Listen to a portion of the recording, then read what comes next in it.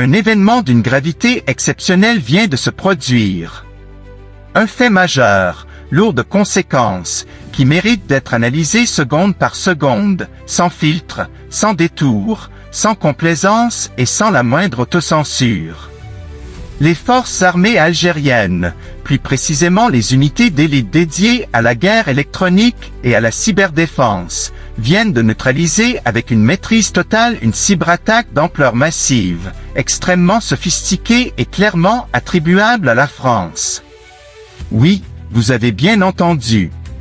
Il s'agissait d'une opération numérique étatique, conduite avec des moyens relevant directement des services de renseignement français, visant les systèmes de commandement et de contrôle de la défense aérienne nationale algérienne. Nous ne parlons absolument pas ici d'un simple piratage opportuniste ou d'une intrusion menée par des hackers isolés. Il s'agissait d'une offensive coordonnée au plus haut niveau, planifiée avec précision, utilisant des outils et des vecteurs réservés aux agences de renseignement les plus puissantes de la planète. L'objectif était clair: provoquer une paralysie temporaire des réseaux critiques et ouvrir une brèche dans le bouclier aérien algérien. Aujourd'hui, je vais vous révéler l'intégralité de cette affaire. La détection ultra précoce, la cartographie détaillée des vecteurs d'attaque, les techniques employées par l'agresseur, la riposte immédiate et spectaculaire des forces algériennes, les preuves techniques irréfutables collectées, les infrastructures françaises impliquées, ainsi que les réactions de panique observées à Paris. Et surtout, ce que cet épisode signifie concrètement pour la souveraineté numérique algérienne et pour des relations algéro-françaises déjà profondément dégradées. Installez-vous confortablement, prenez un thé à la menthe bien chaud ou un café noir serré, mettez votre casque et éliminez toute distraction, car nous allons plonger au cœur d'un événement qui marque un tournant historique. Tout commence le vendredi 19 décembre 2025, à exactement 23h17, heure d'Alger. Au sein du Centre national de veille cybernétique et de guerre électronique, rattaché à la direction du renseignement et de la sécurité, les systèmes de détection d'intrusion de dernière génération enregistrent une anomalie majeure. Une augmentation brutale, parfaitement synchronisée et hautement coordonnée du trafic est détectée sur plusieurs segments ultrasensibles du réseau militaire sécurisé.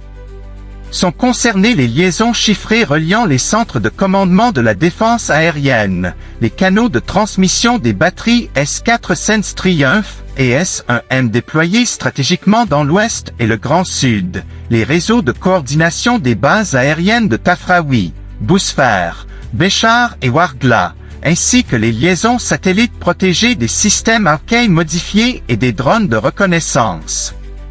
L'alerte est immédiate. Le système national bouclier cyber Algérie, plateforme entièrement souveraine intégrant des algorithmes d'intelligence artificielle de pointe développés avec l'appui d'experts russes et chinois, bascule instantanément en mode rouge maximal. En moins de 5 minutes, les analystes de la cellule d'intervention rapide identifient un schéma d'attaque multivecteur d'une complexité extrême. Une combinaison de saturation massive par attaque DDoS, d'injection de code exploitant des vulnérabilités 0D sur des équipements militaires de haut niveau, et surtout le déploiement furtif d'un malware persistant avancé de type APT, conçu pour corrompre les bases de données radar, les logiciels de gestion de tir et les protocoles de décision automatisés. À 23h28, l'attaque change brutalement de dimension et s'intensifie.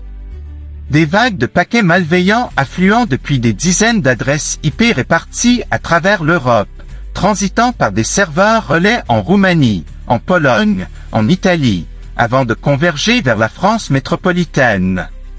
Les attaquants utilisent des techniques de spoofing IP massif, de tunneling VPN chiffré de bout en bout et de domaine fronting afin de masquer leur origine réelle.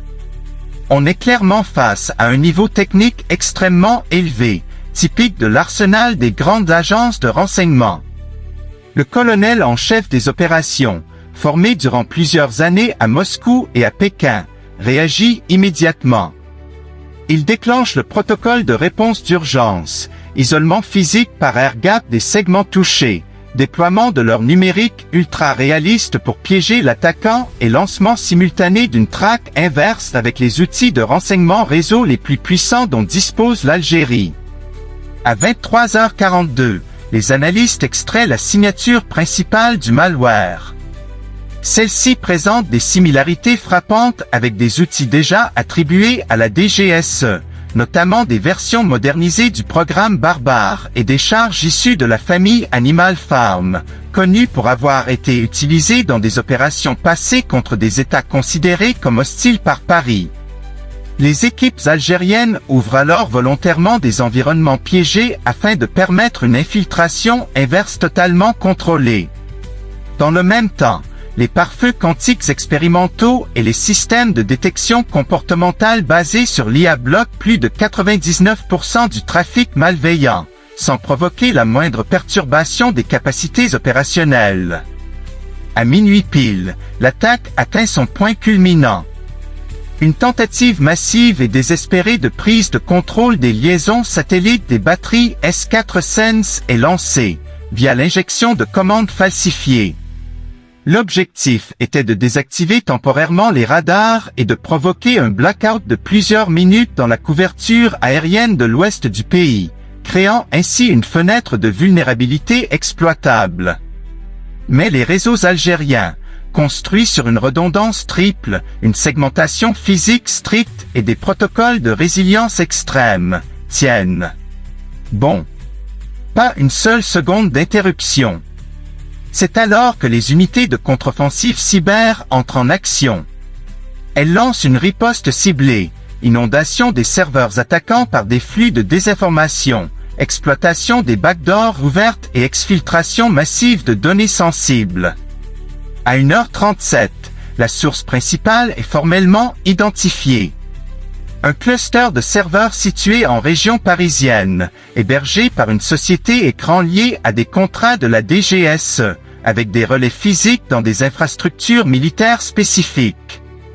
Les signatures techniques correspondent à 98% à des outils exclusifs français, avec des chaînes de compilation directement traçables jusqu'aux environnements de développement de la direction technique de la DGSE.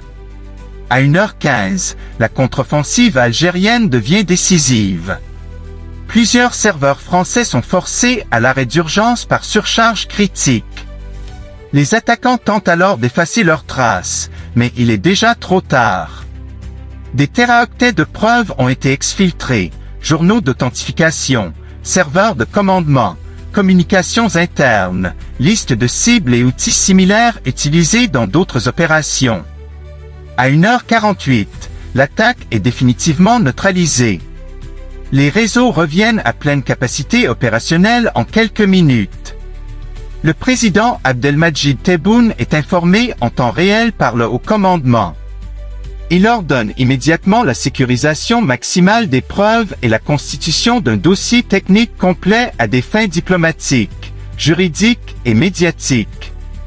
Le lendemain matin, un communiqué officiel confirme la neutralisation totale d'une cyberattaque étrangère sophistiquée visant les infrastructures critiques de défense nationale, sans aucun impact opérationnel.